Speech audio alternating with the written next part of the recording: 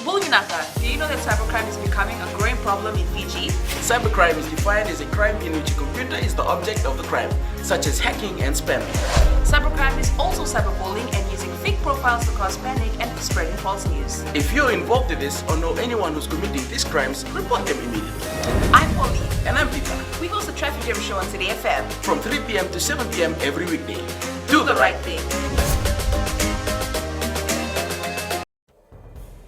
Naka Fiji, in this bulletin, Fiji recruits nephrologist to head dialysis center. Nawaikula told to stop racial vilification. And Minister clarifies trade measurement role. From the studios of FBC Suva, Edwin Nang.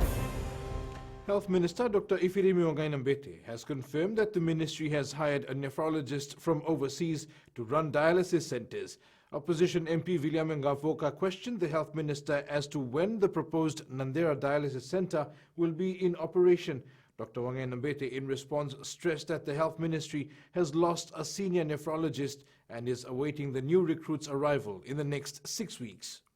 That person will lead all the operational component of it, which includes making sure that we manage dialysis patients. And as I said, we've also got somebody locally who's been trained overseas to be able to support this person. The government has labelled the statements of opposition MP Nico Nawaikula as inciting racial vilification in Parliament and amongst its members. Nawaikula, while responding to the annual review of the Ministry of Employment, claimed the government is using the open merit recruitment system to remove indigenous Fijians from top governing positions. This did not go down well with Attorney General Aya Syed Kayum, who lambasted Nawaikula, saying the Sodelpa MP was making it a habit of using the race card. Then there is this OMRS. OMRS has been used by this government to remove indigenous workers in the top position. Go to the civil service, you know, from the directors up, no more indigenous people because they're using OMRS to remove them. Leading Parliament by giving false information, of which is absolutely no proof. Number two, Mr. Speaker, sir, he is also inciting Parliament and members of Parliament using racial vilification. With absolutely no proof for that. He simply stands up all the time, making all sorts of comments and thinks he can get away with it. There's certain standards need to be adhered to. Absolutely no proof of that, Mr. Speaker, sir. That comment needs to be withdrawn, please. The role of the Department of National Trade Measurement and Standard is to facilitate fair trade and ensure customers are not cheated when they buy a particular product. Minister for Industry and Trade Premila Kumar made this clarification following a question from Fiji First MP Viam Pillay about the department's role. Kumar says the department ensures the volume and weight of any product matches the description on the label. DNTMS is to facilitate fair trade by ensuring use of accurate weighing and measuring equipments. This is done to protect consumers who can be easily cheated or tricked into buying underweighed or undermeasured items. Not just consumers, but also retailers who buy goods from the manufacturers. They can also be tricked into buying underweighed or undermeasured items. A motion to establish a special committee to review maritime outer island development programs has been defeated in Parliament. Opposition MP Chese Saukuru moved the motion last night, saying the committee would identify the needs of people in maritime and outer islands and how to address them. Minister for Women Wereseini Vuniwanga did not support the motion, saying the government officials make numerous trips to these areas to see firsthand the issues that people face. Guiding them to consider the policies and programs beneficial to the interests and aspirations of those who live and travel to our rural and maritime areas. What do they think we're doing when we're going out to rural areas and maritime zones? We get to hear firsthand from people who live in maritime zones and rural areas about matters that matter to them and their families. The Minister for Employment last night revealed in Parliament that $4.3 million recovered in the last financial year has been paid out to workers. Minister Parveen Kumar says his ministry has conducted an extensive inspection around the country to ensure labour compliance.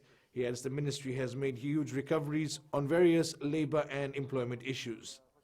For the last financial year, the compliance section of my ministry has conducted a total of 3,907 labor compliance inspection and investigated and settled 3,034 labor complaints registered with my ministry for non-compliance issues on wages due, annual leave, overtime and meal allowance. Mr. Speaker said the total recovery for the last financial year stands at 4.3 million, which has been paid out to the workers. Senior officers from the Department of Women are undergoing training to sharpen their negotiating skills so they can attend United Nations meetings with more confidence and understanding. The training will enable ministry representatives to raise issues affecting Fiji at international meetings without fear. Lena Rees has more. The two-day training will equip participants with knowledge and techniques for multilateral negotiations. I believe it's a great learning opportunity for us. At least for the time that I've spent in the ministry, I know this is the first of such workshops. And given the international meetings that we go to, and also the regional ones, I see how critical such a skill is in each and every one of you. The workshop facilitator says being able to effectively get the voices of our women heard at UN gatherings is important. Whoever represents Fiji at the next Commission on the Status of Women or other negotiations feels confident and secure, knows what they're doing, knows the concepts that are being talked about, and understands the intricacies of UN negotiations. Armstrong believes small island nation negotiators often feel they don't matter. The great thing about the UN is that we can all be still in one room together, and that really there's not one country that's more important than another, and I think often small countries feel like they might not be quite as important as the bigger countries, and that's simply not true. So that's another thing I really want to get across today, is that everyone's voice matters. The training is supported by the New Zealand High Commission. Lena Rees, FBC News. Coming up, Fiji Sevens may feature in local tournaments. An improvement in secondary school rugby league.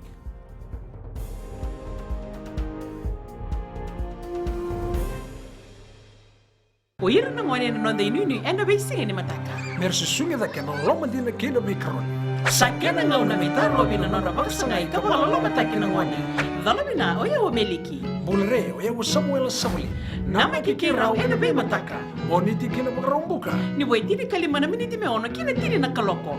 Ena Radio Fiji One na ndomo ibiti.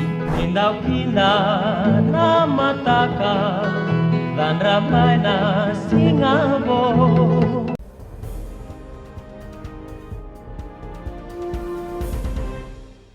Welcome back. The Fiji Sevens side may have to feature in some local tournaments to keep itself occupied between March and May. The Hong Kong and Singapore Sevens, scheduled for April, have been moved to October due to the threat of COVID-19, and the team now has some free time on its hands. Aquila Dama reports. Teams are starting to look at other alternatives to keep players occupied before the Olympic Games, and local tournaments is an option for Fiji, but there are pros and cons about the idea.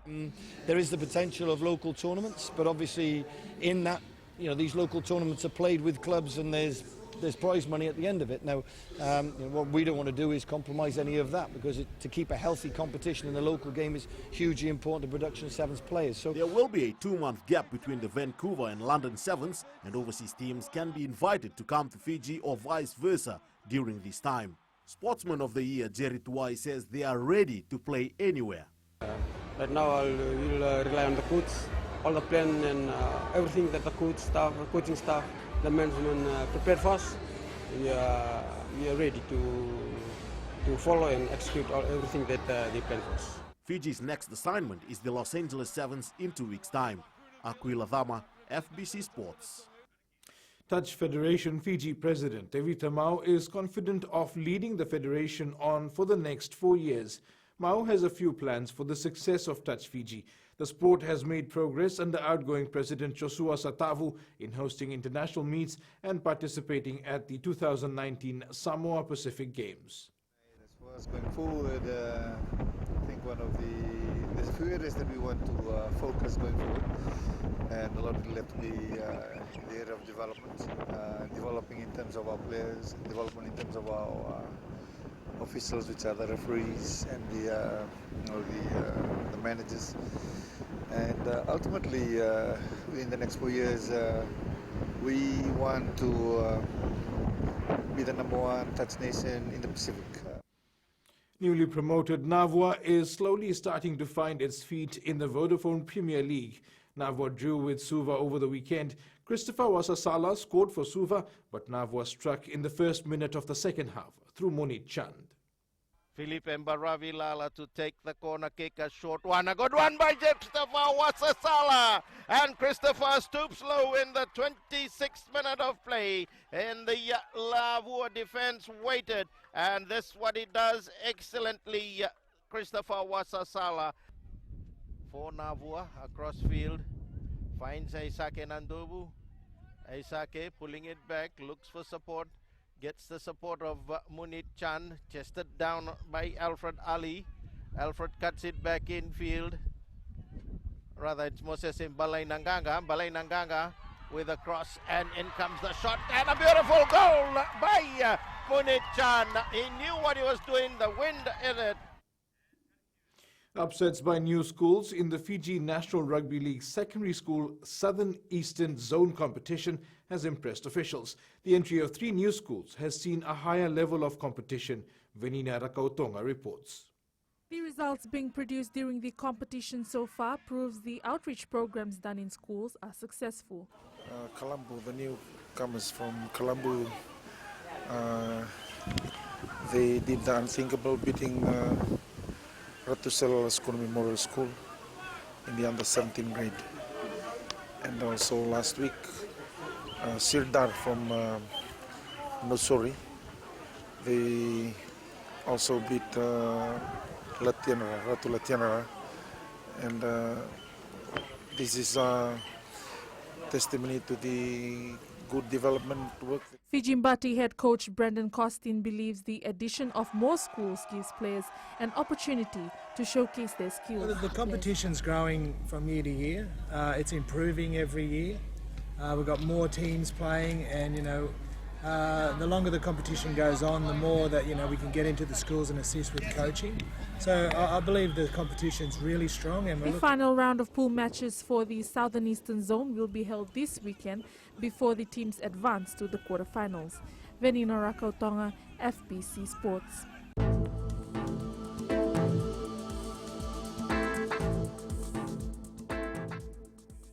Afternoon and evening showers are forecast for most centres. And that's your FBC Morning News. Remember to join us at 1 p.m. and 7 p.m. for our major bulletin. For these stories and others, you can also tune in daily to our sister radio station, Gold FM. That's it from me for now. Have a good morning.